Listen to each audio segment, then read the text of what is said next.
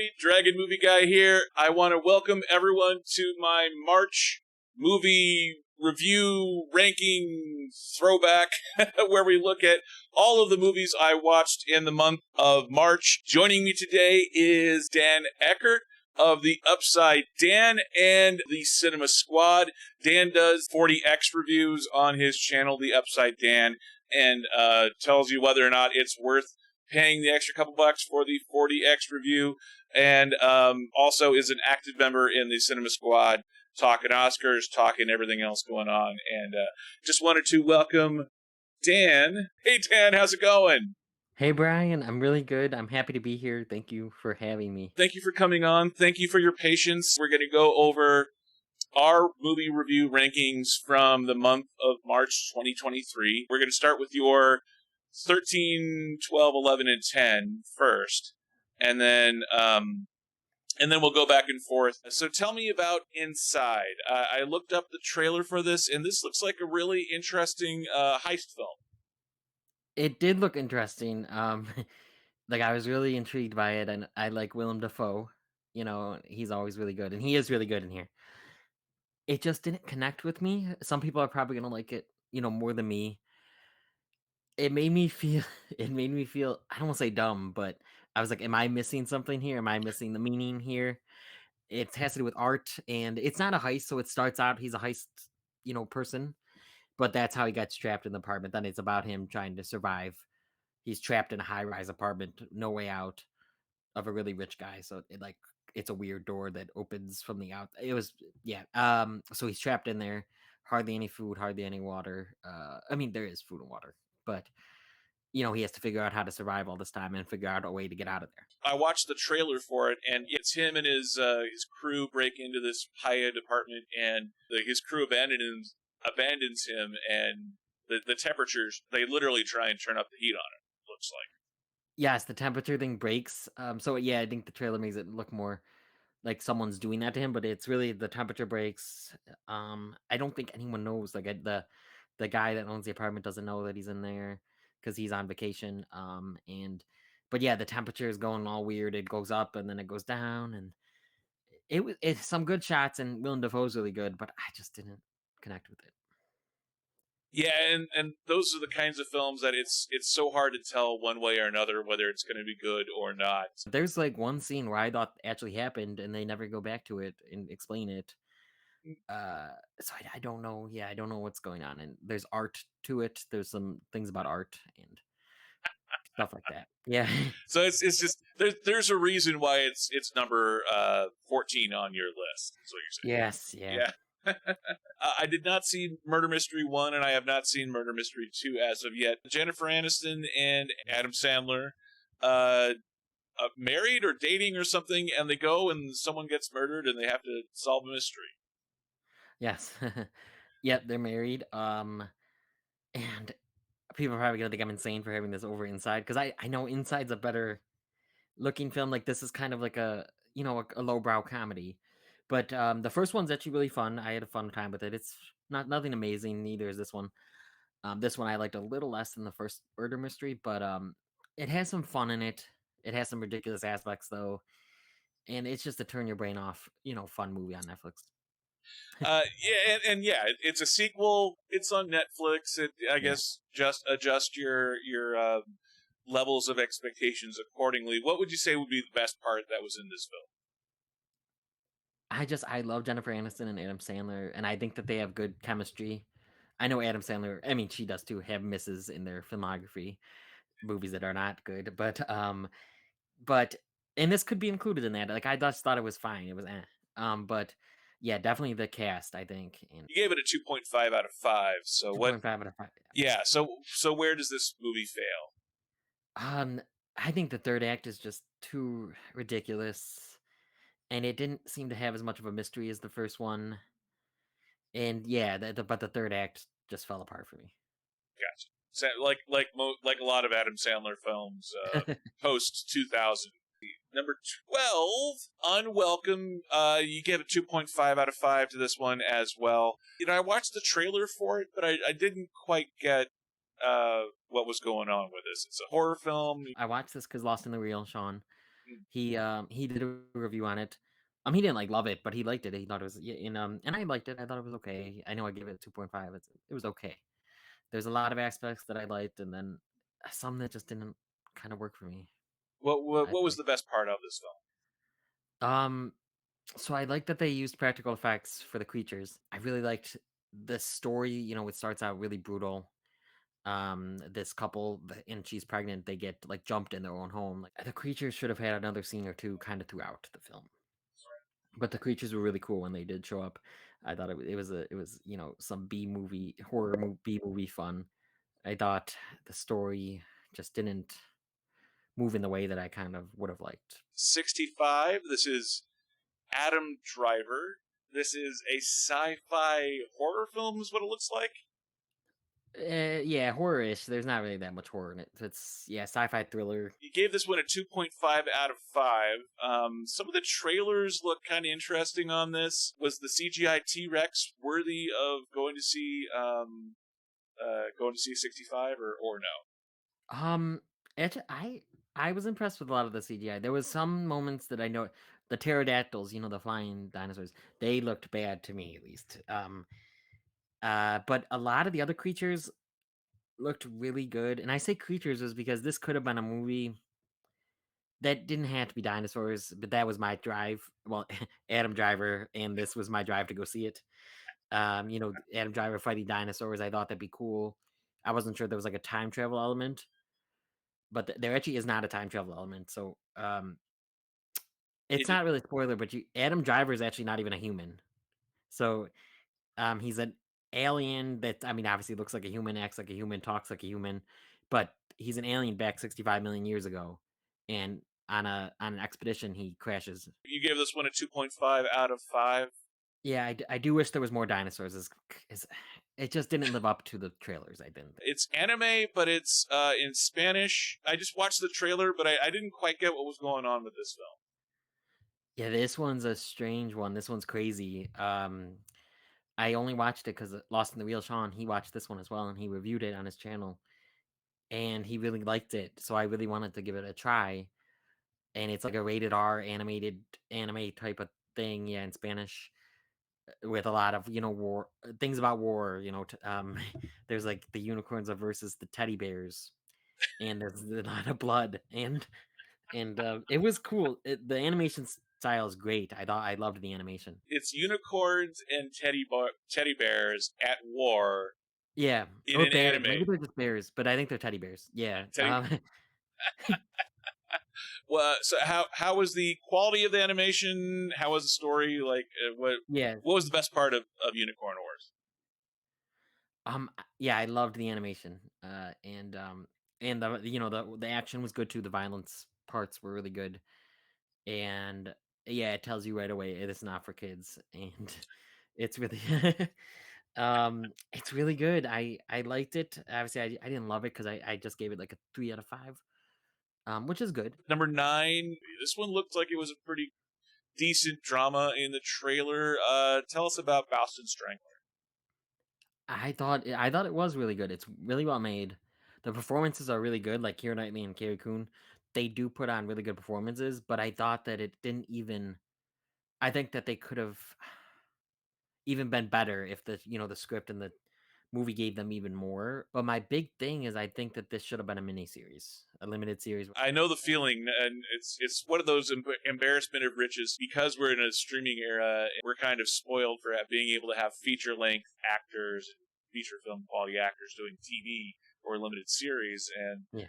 when I was watching the trailer for this, obviously this is about the Boston Strangler from the 60s and 70s, and he was going around killing women. And You get some, not as many, but you get some Zodiac vibes going from kind of the paper's perspective and Keira Knightley's character and Carrie Coon's perspective, trying to get this story out in like you said, a male dominated time. a good person, 3.5 stars out of 5. This is Morgan Freeman. This is Florence Pugh. And this is one I probably could have even went. I'm sorry, Sean, lower on. And I know when we get to you, you're gonna agree. um, but yeah, no, I stuck with this because I loved the performances. The third act is what dropped it for me, though. The New York City or the whenever they went to the city, those parts really dropped the quality of the movie for me. But I just loved Florence Pugh so much, and I think Morgan Freeman put on a great performance. So Yeah, yeah, I was interested, especially in the beginning. yeah. This is the Morgan Freeman. This is kind of we don't see Morgan Freeman in a lot of roles like this. You know, we're used to seeing Morgan Freeman playing God or being the wise man, being the the cool and the collar. We don't usually see Morgan Freeman as a flawed character very often. There was actually a part when because he likes to play with the train sets. He likes to make his own train sets, and Florence Pugh said, "Oh, because you like playing God." I thought that was funny because he was God in Bruce Almighty. Um, Was she able to carry this film? I think so. Yeah, I love her. So before this movie, and she's one of my favorite actresses. I think that she carried it very well. I still really liked it. It's just I don't know how often I would ever rewatch it, but I liked that I watched it. Are Especially the first half I was intrigued with, and then the second half kind of took a down. I haven't seen Garden State, so and I haven't seen his other. He has another one, right? He has a couple of. Yeah, it's a couple others. Wish I Was Here was another. Yeah, Was I a good didn't one. see that, so this is my first Zach Braff like directed. Unless I mean Scrubs, I watched him on. He probably directed some of those, but My number 9 movie is probably the worst rated film that I've done on my channel thus far. It is Champions, starring Woody Harrelson as the coach of a special needs basketball team. Very similar to the Mighty Ducks, except instead of hockey, it's basketball, and instead of kids, it's special needs adults. This is directed by Bobby Fairley. It is not a good film. I gave this one 22 out of 100, barely over 1 star. A train wreck of a film. Do you remember the Mighty Ducks when it's, the first scene is Emilio Estevez getting drunk and getting sentenced by the court? They couldn't even do that right. I was really looking forward to this film. Yeah, this is a train wreck. I like loved it. Really? Yeah, What am I missing about Champions? I think this might have to do with it. I saw it at Regal Mystery Movie, and I thought it was going to be this or 65, and I thought it was going to be 65, like I was sure almost, but it ended up being Champions. And the crowd in my theater we were laughing, we were having fun. I think it was just the theater. I mean, I still liked the movie, but I think it was the theater experience. I laughed a good amount. It was a cute story, even though it's a very derivative story, very paint by numbers story. I liked it, and yeah, the performances by the special needs cast, and for me, Woody Harrelson and Caitlin Olsen, I thought did a pretty good job. I didn't think I was gonna buy them as a couple, and it still was a little iffy, but I really still liked them, and I don't know, it just hit for me. I love this cast, and I love Caitlin Olsen, and I haven't really watched much of It's Always Sunny in Philadelphia. But I love Woody Harrelson, and Woody Harrelson, he's been nominated for 3 Oscars.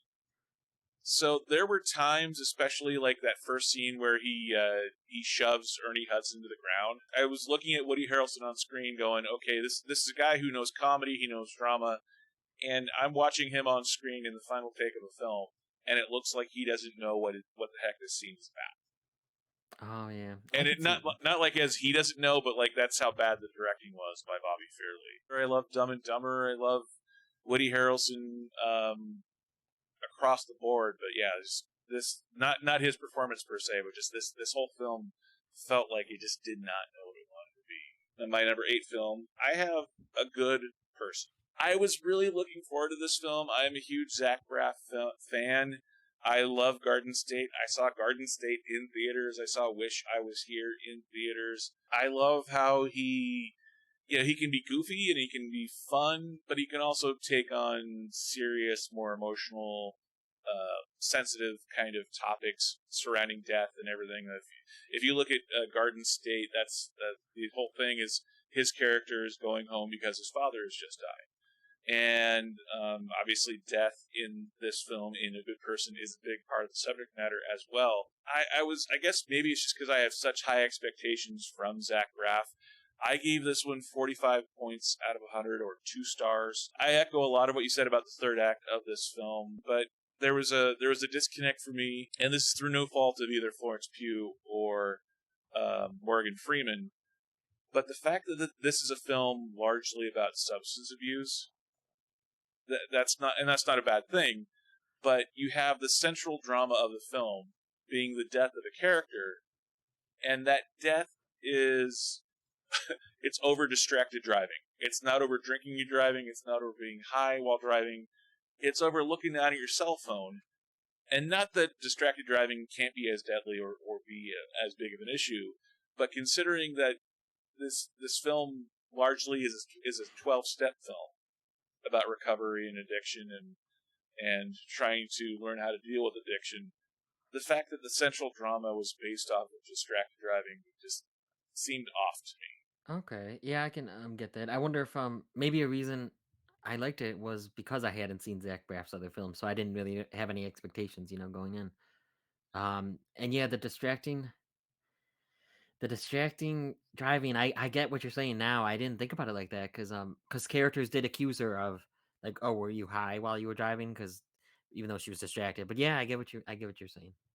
And part of that might just be like if this was a streaming show and they had 4 or 5 or 6 episodes to delve into different storylines and that sort of thing, I think it could have that. That's the kind of thing that could work in a streaming series. Yeah. But in a 2-hour film, if it's a film about addiction, if it's a film about 12-step recovery, then why is the central drama a death over distracted driving? Let's go down to your number 7 film, Creed 3. It was one that I actually really enjoyed more the first right after watching it, kind of. I've only seen it the once. And I had binged all the because I actually have not seen Rockies. I have only seen Rocky 1. Um, and I didn't Really? love it. I didn't love it. I'm sorry. I'm gonna retry it. But I just it didn't gel with me. And then I watched that was a couple years ago. Then right before Creed 3, I watched Creed 1 and 2, and I actually loved those.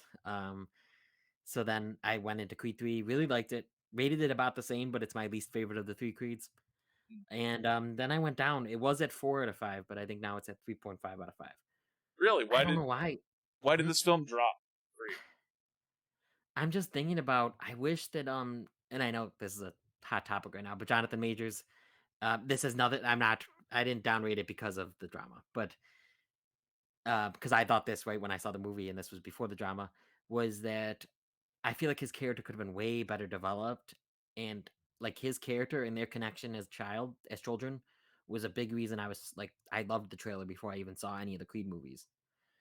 And I wish that they ended his arc better. I felt that last scene was rushed. I wish there was more emotion to it. Jonathan Majors and Michael B. Jordan, drama aside, they're great. They do great. They give great performances. But I just wish there was more to their relationship, and we got into it even more. I see what you're saying though about I wish we would have had more with Jonathan Majors and Michael B. Jordan. They're such powerful, strong actors, Yeah, and to see how hard they trained, to see how shredded they got, to see like Jonathan Majors especially just got ripped for this yeah, film, and I really like him, and this is an actor that has come out of nowhere in the last 5 years. If you look at his IMDb profile, like he shows up in 2010, 2011, does he does short films and episodic television for about 4 or 5 years, and then he gets Lovecraft Country, and just the last 2 or 3 years, he's just yeah. blown up and he's everywhere. And Yeah, he's got The Last Black Man in San Francisco. He got Ant-Man and the Wasp. He's the big villain of the MCU, yeah, at least for now. And now he's Creed. Yeah, in Creed 3. Yeah, he's really blown up. He's really talented. I was hoping for more between the two of them, Yeah, I and liked it. Yeah, no, I did like it. And then another one thing was, I understand the drama. I understand Sylvester Stallone wasn't going to be in it, and I don't want to spoil anything, but there is one scene especially that he should have, his character definitely should have been in.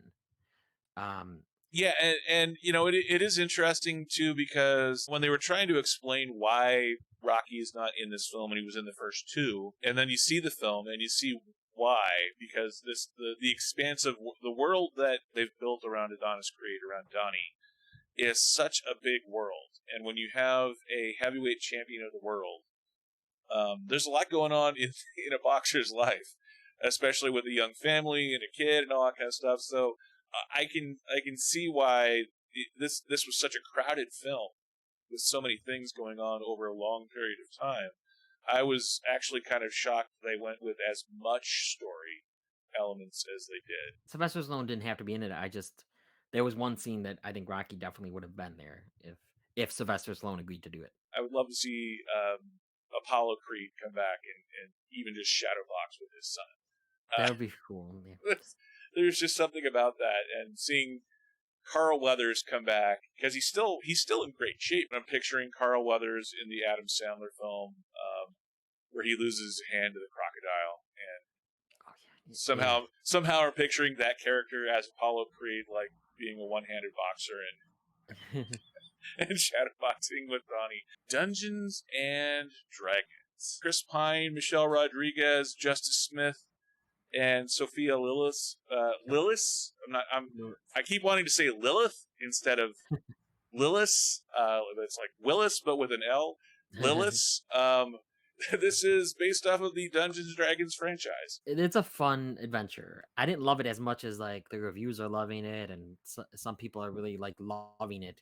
But I did like it. I think that I liked the characters. I liked the performances. I thought it was a pretty fun adventure. It was kind of cool to see. I thought for the most part the effects were actually pretty good. What was your favorite part of Dungeons and Dragons? The character dynamic, I always love it's Guardians of the Galaxy-esque. I mean, other movies have done this obviously, but a group of people that you wouldn't probably expect to work together. I think it's just fun.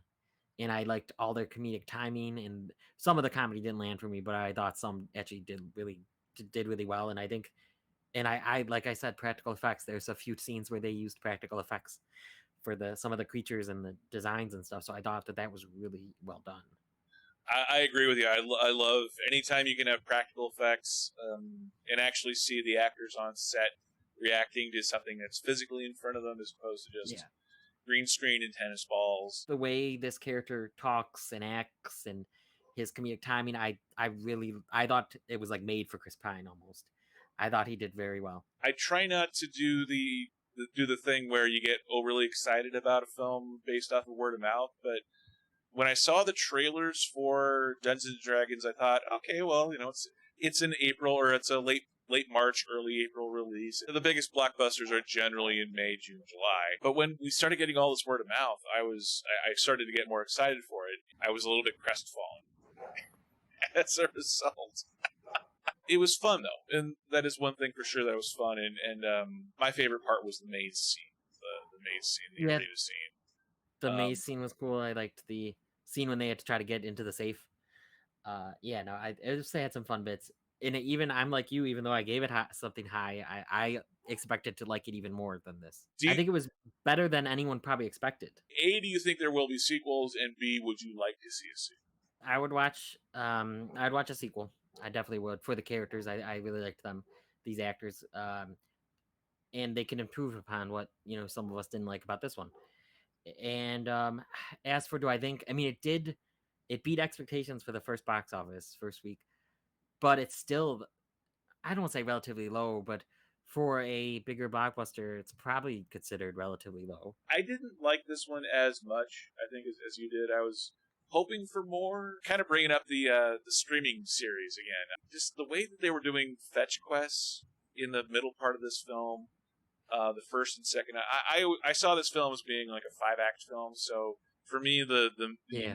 the maze sequence was the fourth act in my mind. That was the best part, but the first, second, and third acts it took so long to get the team together, or the team back together, as they say. I felt like it suffered from some of the same stuff that Star Wars: Rise of Skywalker suffered from, where it's too much fetch quest. It's not as much of a one overarching storyline kind of a thing. Is this a film that you think would have been better off as a streaming series? 4 or 5 episodes in a limited series. That would actually be cool. I could definitely see a Dungeons and Dragons.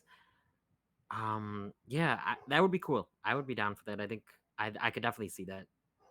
Yeah, Being a series like Rings of Power, Game of Thrones, but more the comedy side. I do like the yeah. comedy. here. Um, Yeah, not um, everything has to be dark and depressing, yeah, and I did really appreciate that with this too. Like I love the what was it the doorway thing where it was like very 3-dimensional or 4-dimensional kind of thing where they had the what I can't even remember what they called it, but where they draw a door and you could go through that doorway and you're like the portal. teleporting. Yeah, I don't know what it's called either. Yeah, I can't remember what it was too, but they had a fun name for it. And the way that they sequenced out that in the maze and then after the maze scenes, I love their attention to detail in that part of it, and actually surprising. And you know how much I hate CGI, computer generated images, but the CGI actually was pretty good in this one. Yeah, CGI yeah, it dragons, was. especially. I have this at 59 out of 100, or just under, like right at 3 stars. It's a little bit lower than what you have. Is there something we're missing about Dungeons and Dragons? I feel like everyone seems to love this film, and I like it. I'm not saying I didn't like it, but it's not one that I like. I generally say for me, 3 stars is like the minimum of sort of what I would recommend for people to go to theaters. And I think it's the visual effects are really well done, but this falls just short. That's right at 59, rounding up to 3 stars, but it falls just short for me of recommending people go watch this in theaters Yeah, as a watch. and I saw it in 40x, and I wasn't even that impressed like I usually with the 40x, and I thought this was going to be amazing in 40x. Yeah, But and I saw this in XD, also at Cinemark, and yeah, I was same thing. Like I was expecting IMAX level kind of quality graphics and effects, and it just didn't. It looked good, but there yeah, was nothing superlative about it that was worth the extra couple of dollars. Were you the same way with the 40X? yeah, yeah, I would say, um, it was fun, but it wasn't as amazing, as good as I expected. But yeah, I would say skip it in 40x at least. My number 6 film is Peak Season. This is a film that I saw for South by Southwest. These are actors that I've never heard of before, from a director I've never heard of before, but they are in the indie film circuit. This is a film that is, it's a rom-com without the rom. It's two characters kind of finding each other in a traditional rom-com format, but neither one of them are looking for love, and neither one of them really find romance or interest with each other. It's almost like they're just sort of there and they're bored. And it's, if anything, they have sort of an emotional affair due to circumstance. But it's a film where you really only get like a kiss, and that's after they decide not to do anything. Like these are surprisingly likable characters, but that makes for not a very entertaining film, especially when you're talking rom coms. It's a film that's set in Jackson Hole, Wyoming, so there's a lot of interesting, like, newsworthy type issues. There's been a lot of stories coming out of Jackson Hole and other resort communities where people are effectively homeless, where they're living out of their cars, living out of tents, because the local, the small towns that have become overrun by rich people, so housing is not affordable. All of that is an interesting backstory, but it doesn't necessarily make for a good film. The kind of thing that makes for a good news story does not, or a good documentary would not necessarily fit into this kind of an indie rom-com thing. So this is a film that I wanted to like more than I did. I gave it 67 out of 100, or 3.5 stars, just short of 3.5 stars. But I would say to skip Peak What's it called Season. again? Peak Oh, Season. PC. Yeah, Um, I think I've only heard of it. Yeah, it sounds like yeah, skip. it's one Maybe. that's doing the film circuit right now, Hmm. the film festival circuit right now, and I love indie movies, and I love smaller budget, never heard of the director, never heard of the actors before, kind of thing. But this is one where it's just sort of it's 6s and 7s across the board. It's all right. It's not awful. I'm not saying to not watch it if you happen to find yourself watching it. it's not awful, but there's so many good indie movies that this is not one of them. You like this one a heck of a lot more than I do. 4 star or 4 out of 5 is your grading. Tell me about Champions. What's the best part of Champions?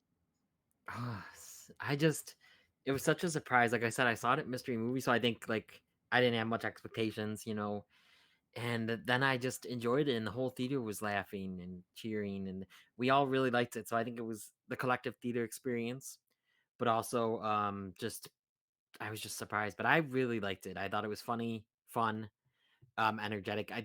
It's very paint by numbers, very very paint by numbers, but um I liked it. The comedy worked, the performances worked.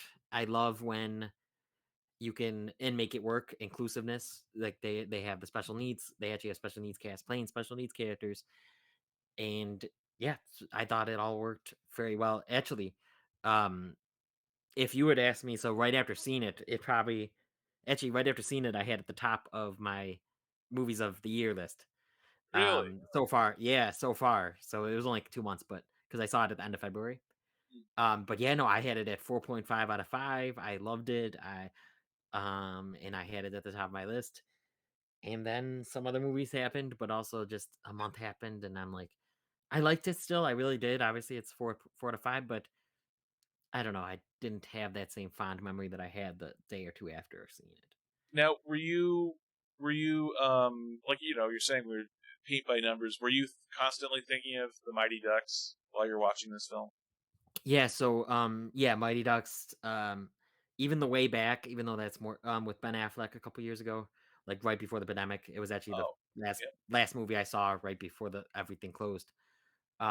Any sports movie really.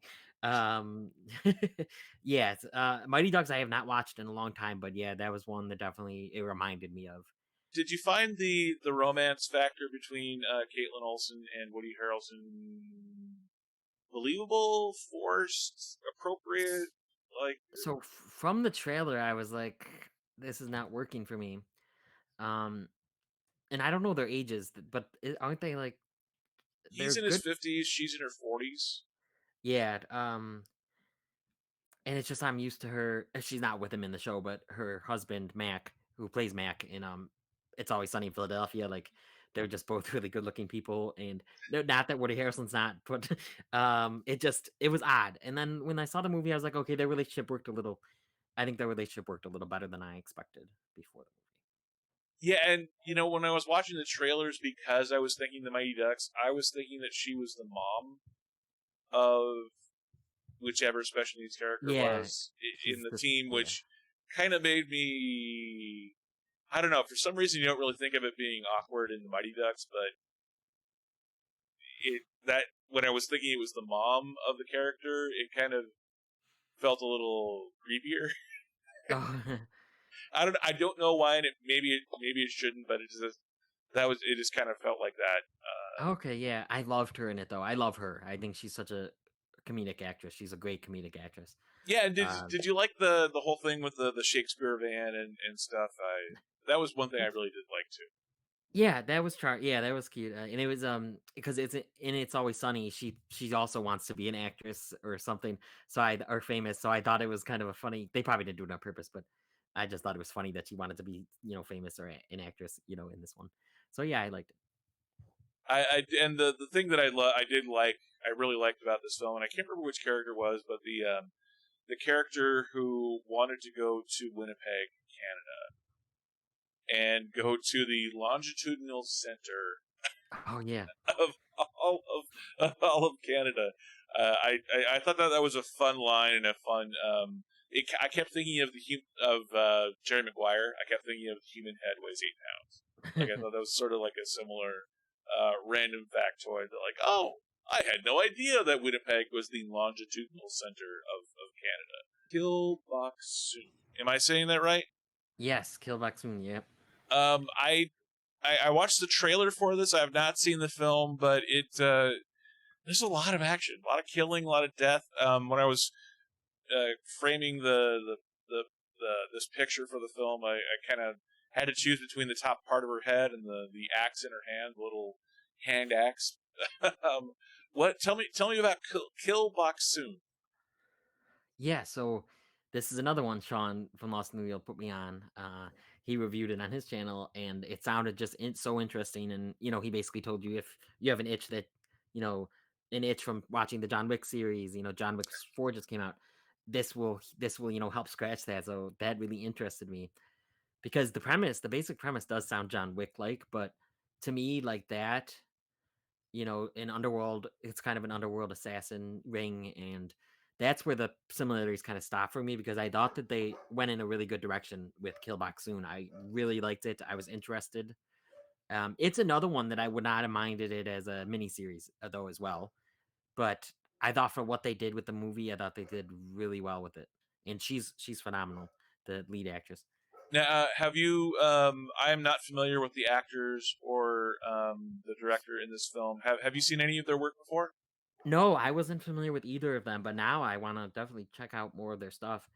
Because yeah, they both did a really good job. There's good directing, the action's really well done, the violence is really well done, Yeah, and she just carries. She does drama, she does emotion, she does action.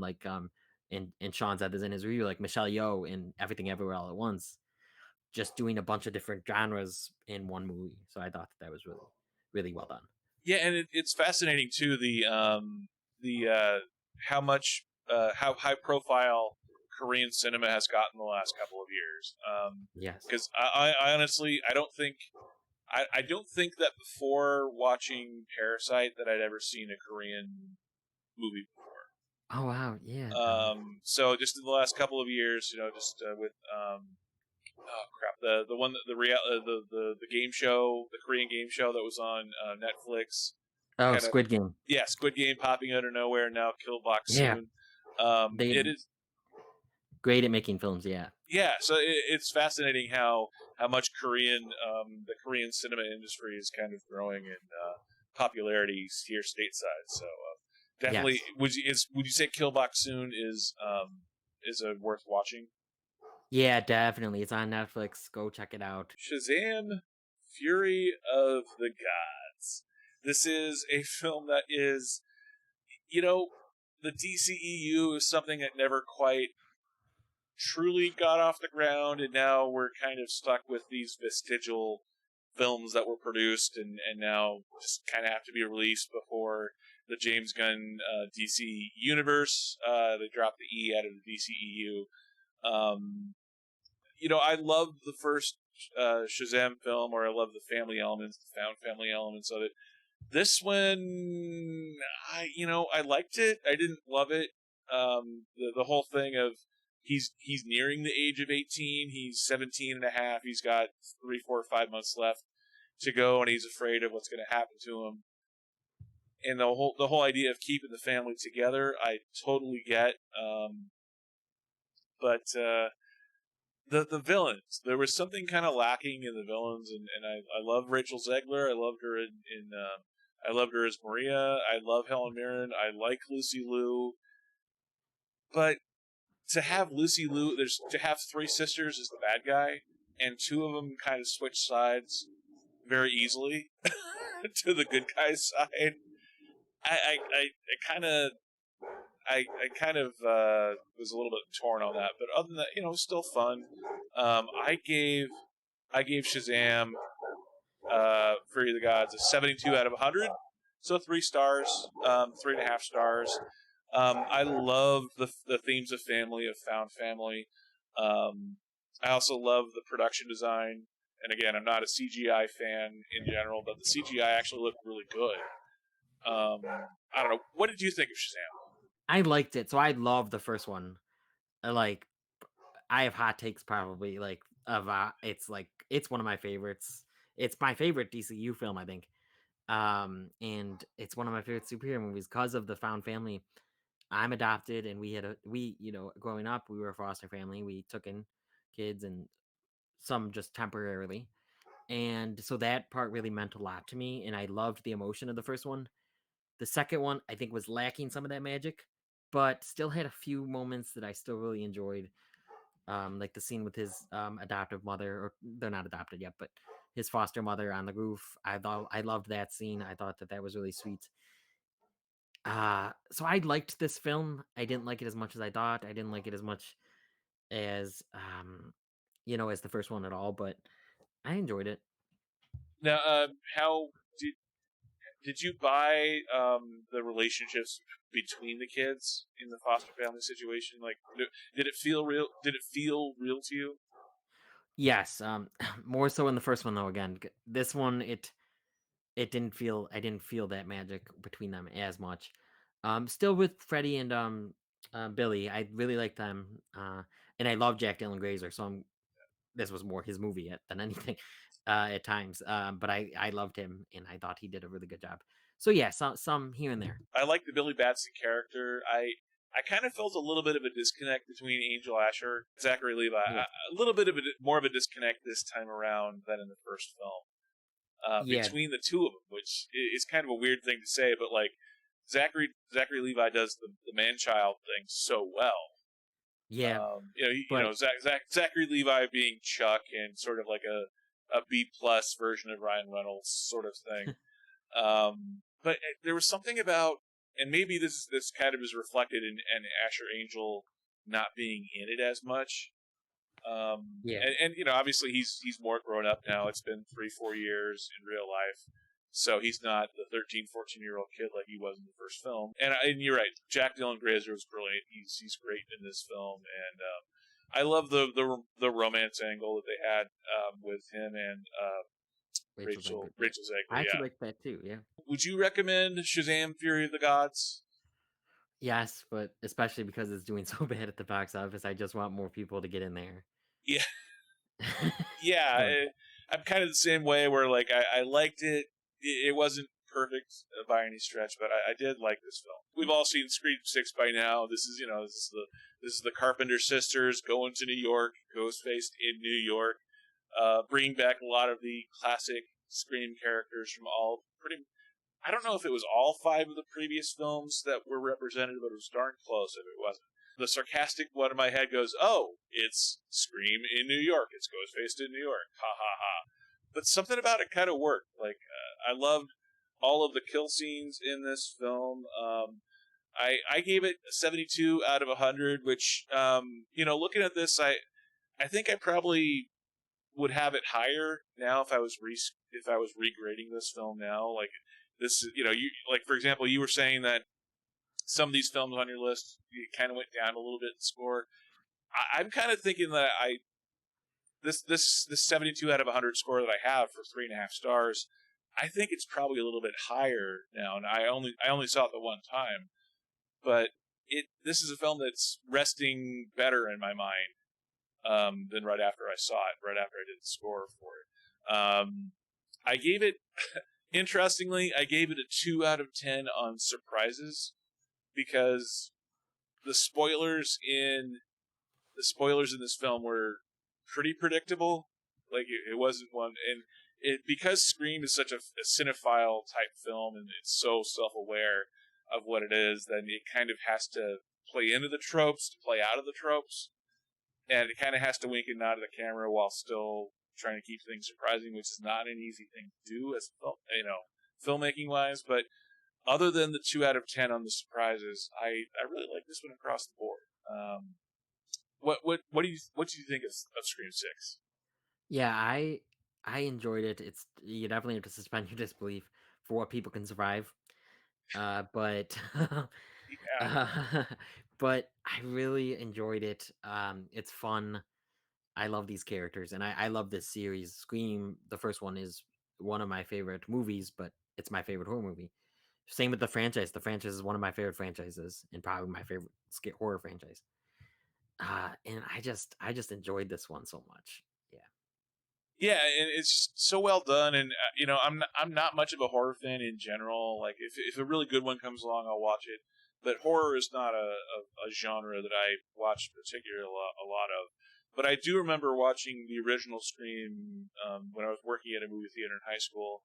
Because I'm old. But I do love the attention to detail and the respect that Scream has for movie fans. and not just casual movie fans, but fans that love going to watch movies, rewatching movies, watching movies at home.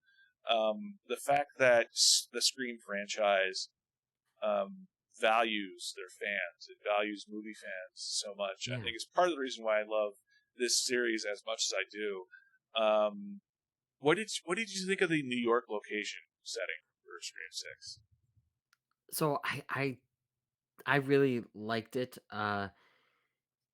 But at the same time, I'm in the middle here, and especially because in our Scream stream on the Cinema Squad, we talked about this, like what we thought of the New York City thing, and I was definitely in the middle, where I think they could have done a little more, but they did do a good amount. A high rise apartment, subway, the bodega.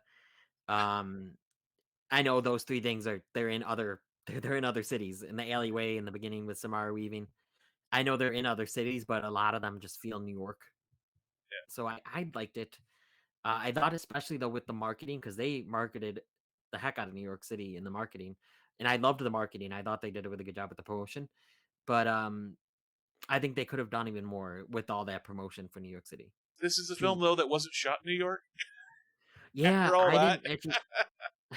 I wish they did. They should have. They should, and they should do the next one in New York City if they want to. yeah, because But yeah, normally you can really tell when something is shot like Toronto for New York or Montreal for New York. But this one they did a really good job of matching for New York. What was your favorite part of Scream Six? ooh, so I love the opening. Uh, I the opening was so smart and different. When I don't wanna spoil things, but you know what happens in the opening. It just was so different than what we've seen in Scream series before. I was like, "What's going on?" And then they keep going on with the scene, and I really liked it. So I really love the opening, and I just love so much, even though they're very, unbelievable, so much of the action scenes. The latter scene was pretty good. The, bodega scene, was really suspenseful, and I love the subway scene and how they did that, and all the Easter eggs to different horror movies in the subway scene. Yeah, those are a bunch of my favorite parts. Um, and I don't mind the reveals, but I wasn't, like, shocked by them, like you kinda said. And yeah, I don't know. Yeah, I'm a lot like you. I love that opening scene. How it called back to the original film, but kind of twisted it, from the original film. It was, paid homage to the Drew Barrymore death by having Samara Weaving and by having Tony Revolori. Um, do you like how they use Ghostface as a different character? It's Ghostface, but it's a different Ghostface in every film. Do you like the rotating cast of characters playing Ghostface, and do you find it believable that when they're playing Ghostface, Ghostface is Ghostface, even if it's completely different people, but they're still Ghostface? Yeah, I definitely get what you're saying. I do like that it's different, but yeah, it's a little weird with like because they'll refer to him as if he's always been, the entity. He's like Michael or Freddy. And yeah, so I definitely get what you're saying. But I've liked it. I like that it gives it more mystery. You never know who's gonna actually be. But yeah, no, I definitely liked that aspect. That is, you bring up an interesting point because it's not a supernatural horror film Yeah, where like Smile. Like Smile is one where the smile, whatever the name of the smile spirit is, infects people. yeah, Ghostface isn't infecting people. It's a mask that people are putting on and the voice that they're taking on. So it's kind of weird in that regard where it's not someone being taken over by the spirit of a killer. It's people using the visage of Ghostface in order to kill people, yeah, which is a really interesting thing. The scene with Ghostface talking with Gale.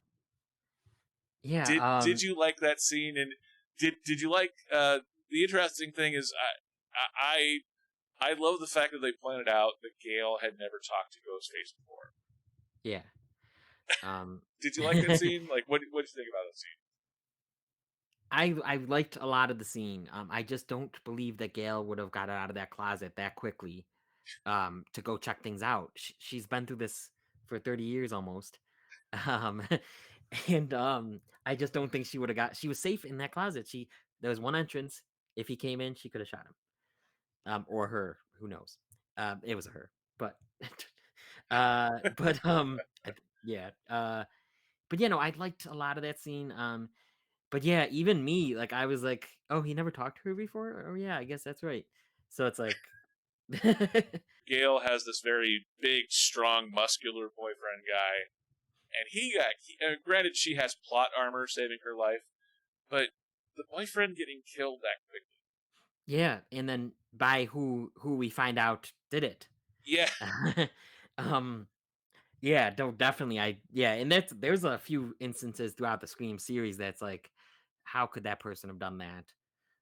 Why does Ghostface always look like he's a 6.5, 6'5" male when he's in the costume, but you find out that it might not be that. yeah, yeah, and there's a certain power to being in the having the knife and being in the costume. I get that, but Yeah, yeah, when you think of the practicality of the matter, if the stunt person probably is some guy who's 6'5" and 230, yeah. 40 pounds on muscle, even if the character is technically, And then yeah, not even killing him, but throwing him through that glass like bookshelf thing. yeah. Yeah. Yeah, I really love this film as well. I think you gave Scream 6 a 4 out of 5. I think I gave it 3.5 stars.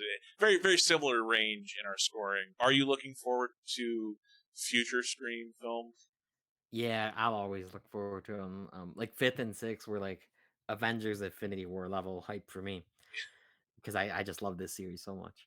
And what did you think of Sydney not being in this film? Um, I wish she was. It's more for my OCD. It's like now she's not in every film, so even if she's in every other one from now on, she's not in this one.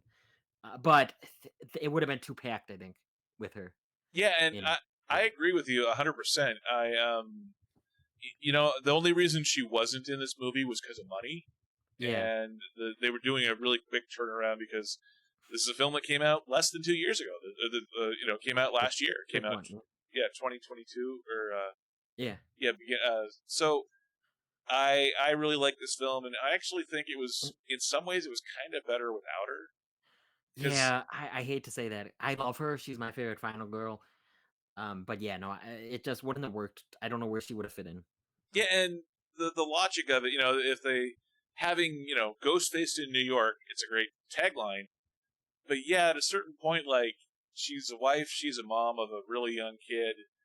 Like, is it? Are we just supposed to expect that she's supposed to go, "Hey, honey, watch the kids. I'm gonna go kill Ghostface again." Yeah, You just gotta get her to fly. Did you pack your own bags? Yes. What are you doing in New York? I'm going to kill Ghostface. Um, it this one I think that it made sense the way they did it without her, which is sad to yeah. say, but Even she went away so that she can come back. yeah, almost it's like even Courtney Cox could have been out of this film in some ways. It makes more sense though with her because Gail's in New York City, so Gail's there, and I know they wanted at least one legacy character. And I know they had Kirby as well, which And I really liked Hayden. do you think that when Gail goes through her attack scene, that they decided whether or not she was going to live or die when they filmed it, or did they shoot it both ways? And we don't find out whether Gail survives until the end of the film because the filmmakers were trying to decide whether she was going to live. That's a good point. I think there's definitely a script at least that was she was gonna die and I think that she should have because then Dewey dies last one, she dies this one, and then maybe the next one. That's why Sydney comes back because um I actually had an idea where Ghostface doesn't reveal himself in this one, this Ghostface, and then Sydney comes back to fight, and that's the final scream or something like that. So that's a reason Sydney comes back because he killed Gale. But then they just throw a line at the end that she's okay.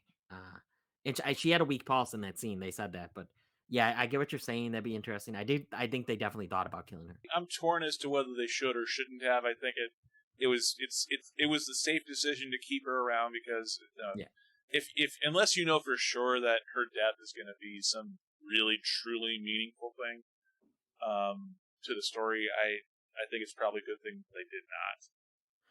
Yeah, yeah. What did you think about Skeet Ulrich?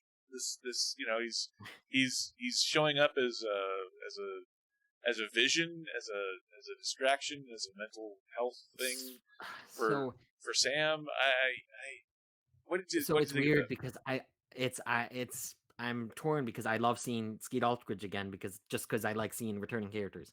So it's cool to see Billy again in the fifth one, and then they brought it back again in this one, and I like it, and I love Sam's character, how she's struggling with that. So I do like it in that aspect, but I think that they maybe could stop doing it. I don't know. It does seem a little weird, but I think for the most part it's been working for me. And the only other one was, do you think that this eventually is going to lead to Sam being the ghost faced in Scream 7 or Scream 8? No, I don't know about a ghost face. I think um I like to think she's gonna use this garnered a lot of laughs on the screen stream, but her killing for I don't want to say for good, but like Dexter, how he kills bad guys. He kills bad guys, so she kind of just in self-defense just keeps killing any ghost face that comes near her like she's been doing. Yeah, So I don't think she's gonna become Ghostface. I don't know. I wouldn't like it, I don't think. that is an interesting idea. Sam as Dexter, as the serial killer who kills serial killers. If I can get the wording right. Your number two, Shazam. Do you think that they will keep Zachary Levi around after the reboot? Could they keep Shazam around in its current form as Asher Angel kind of grows up a little bit? And do you think this is one that they could bring into the new DC universe in the same way that Deadpool is going into the MCU? I love Zachary Levi because I loved Chuck. So Chuck was one of my favorite shows growing up, and still I just love it. And but I don't like Henry Cavill. I'd much rather him stay as Superman if they were gonna keep someone because I feel like I love Zachary Levi, but what is so special about him that they seem to want to keep him almost.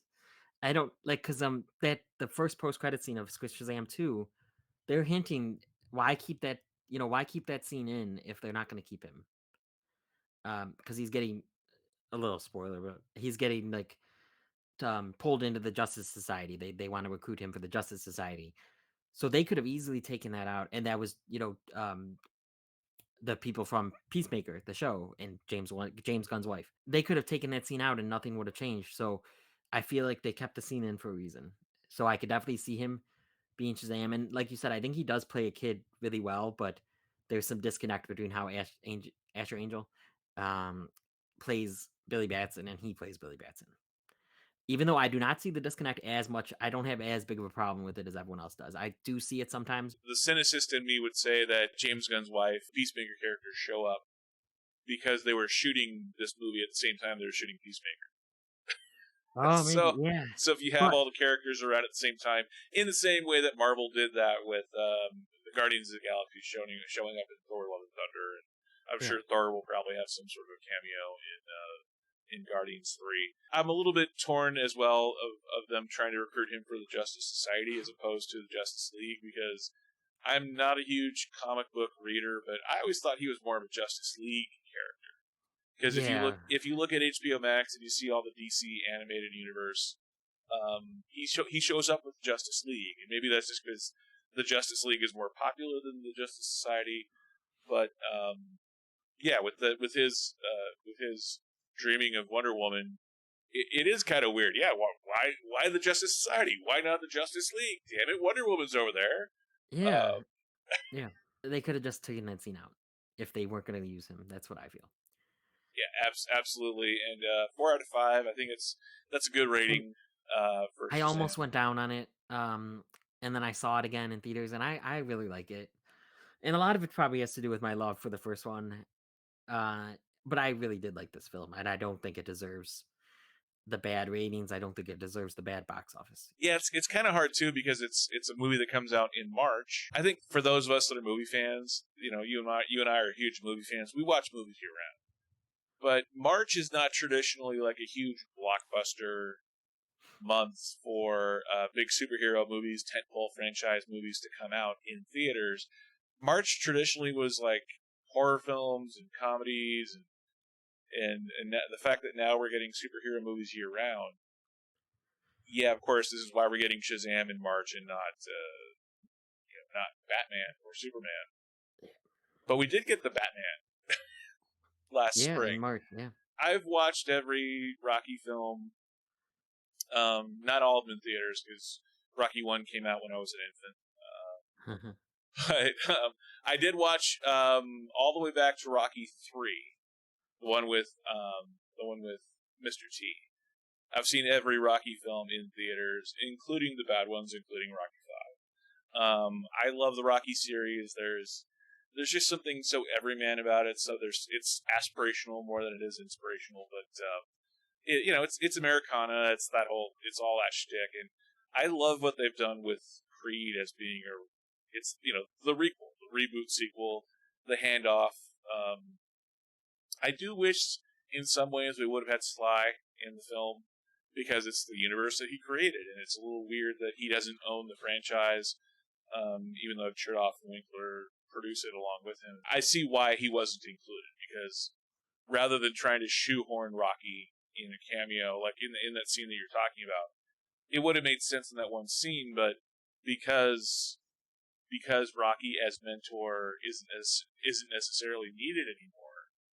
He's not the guy who's bringing up the younger fighter. He is now the heavyweight champion of the world.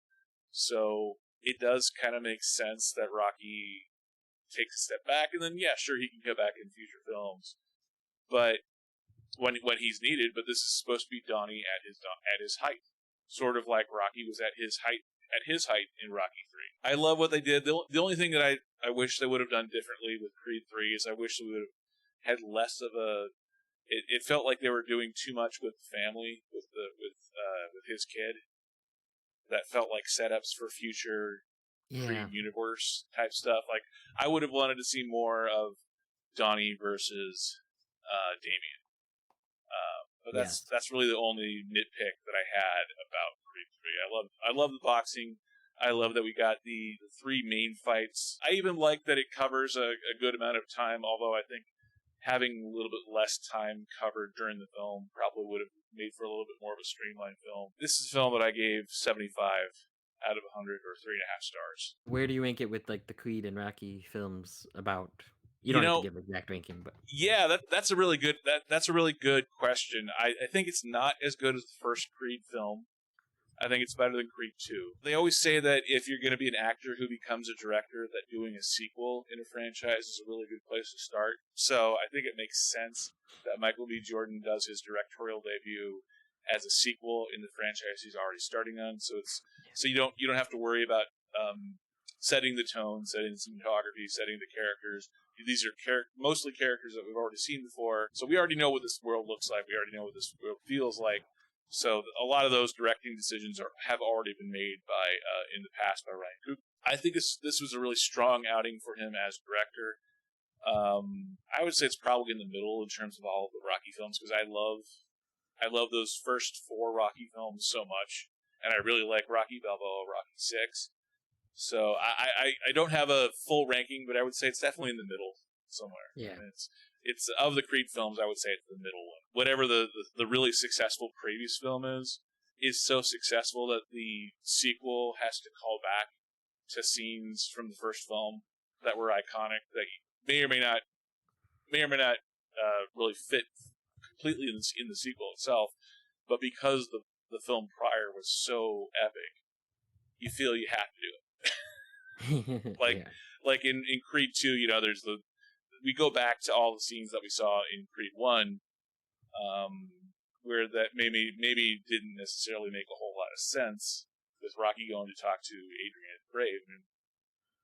I don't think I made as much sense in Creed 2. So Creed 3, I think, was a good, stepped away, it went back to Los Angeles, where he had been raised. So I think that made more sense. Jonathan Majors is a great actor, Yes, but he is. did you buy fully what they were selling Damien as? I think Damien didn't get enough screen time, in my opinion. But Yeah, so like I said, I think that he had he should have had more screen time, but he also I just wish there was more development there, and a stronger, reason why he would forgive or kind of forgive them each other kind of at the end of that. I didn't think he was wrapped up, and I didn't really love his arc. Like from the trailers, I thought I was gonna love it because I loved the trailer, and he seemed like a really compelling character. And they did some good stuff here and there, but I wish they did more. Operation Fortune Ruse de Gore. This is Guy Ritchie's latest film, although it's a film that was supposed to come out like 2 years ago, and Guy Ritchie has another film coming out next month, so we're kind of seeing the COVID backwash, the Yeah. backlog of films finally coming out. I really like this film. I like Guy Ritchie. I like his style of filmmaking, and I like that we're sort of in a Guy Ritchie renaissance right now, where we have The Gentleman and we have a couple of other films that are, I mean, Guy Ritchie did Aladdin, sure, but we like what I like watching Guy Ritchie do Guy Ritchie films. There's there's just something else to where he just is so good at doing a Guy Ritchie movie. I love this character. I love these characters. I love this cast. I loved Hugh Grant as it's hard to even describe Hugh Grant's character other than just being the bad guy of this film. Josh Hartnett I thought was really good, and I love Aubrey Plaza. I love her as the one girl in a film full of guys. That's the one thing I will say is Guy Ritchie films tend to be sausage fests with very few women, and Aubrey Plaza is the perfect fit for being feminine but also fitting into that guy world. I don't know what Aubrey Plaza's what her home life was growing up, but I imagine her being like the one daughter in a family of like 5 or 6 brothers. That's just kind of seems like the personality fit for her, and I thought she was brilliant in this film along with Statham and all the rest of them. I actually gave Operation Fortune Ruse de Gore an 89 out of 100, Oh wow. or 4.5 stars. Maybe that's a little bit high, come to think of it on reflection, but I still stick, generally speaking, with that general score range. I mean, if I was doing it again, I might have it at 86 or 87.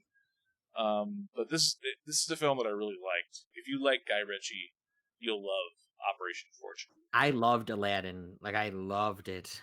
Um and it's my favorite Guy Ritchie film because I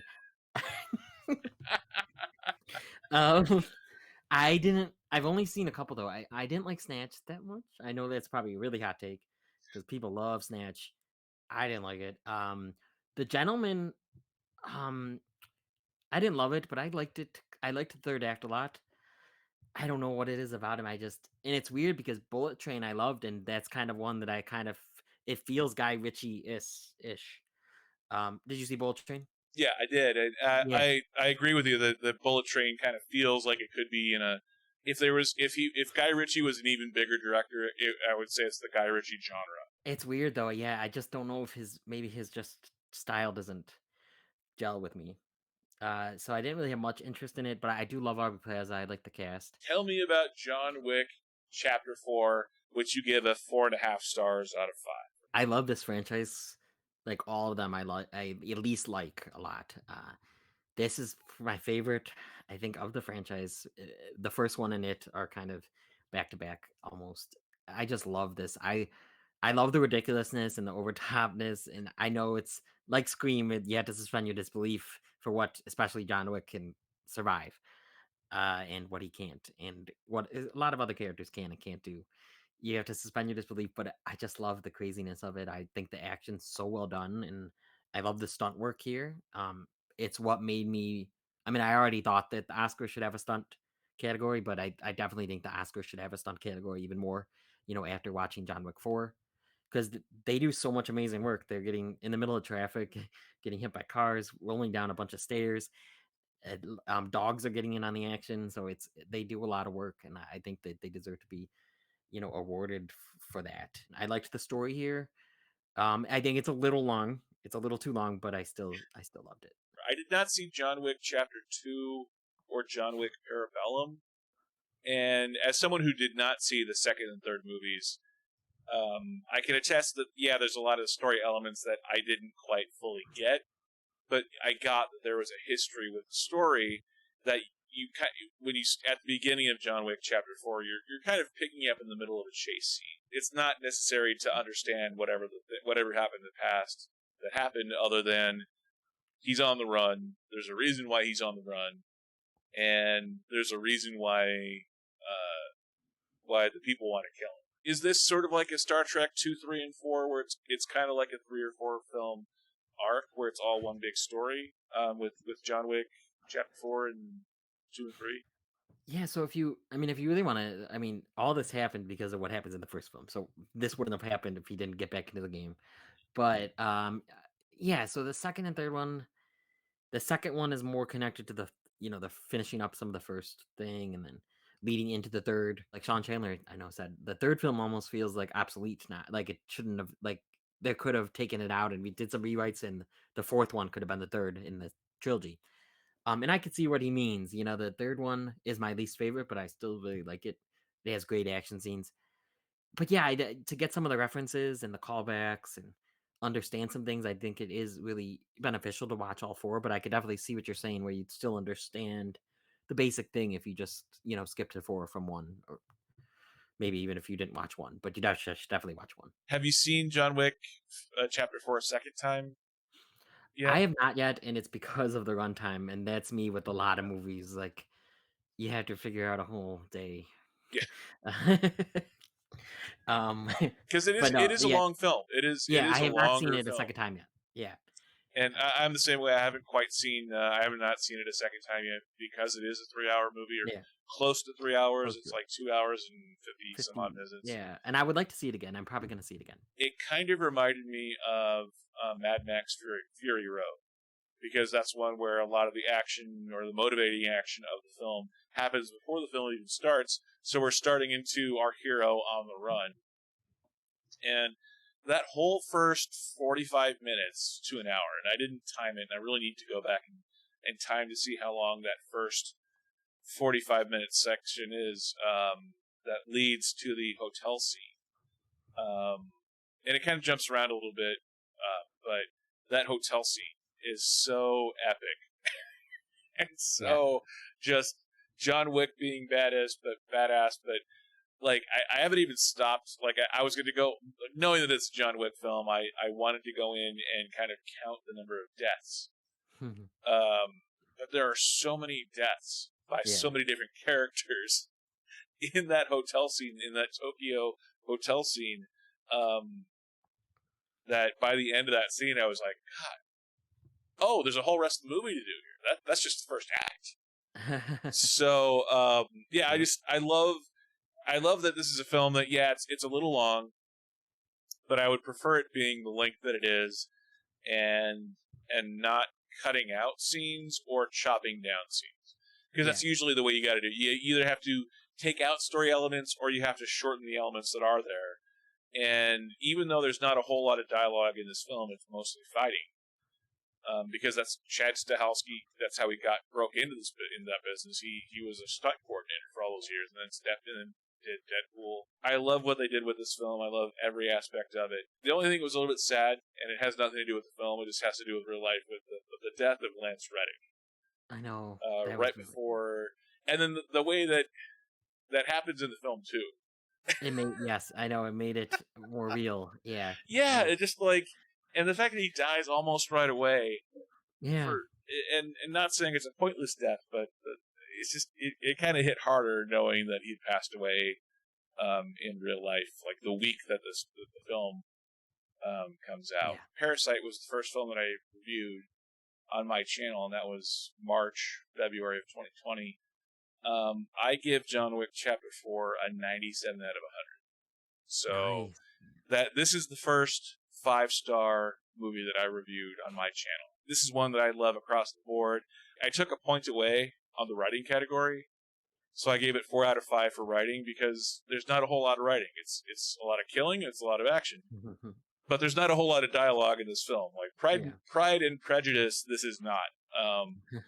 But the cinematography and the fighting and all the action scenes, I loved across the board, including the musical score. Like, I haven't heard anyone mention the score before.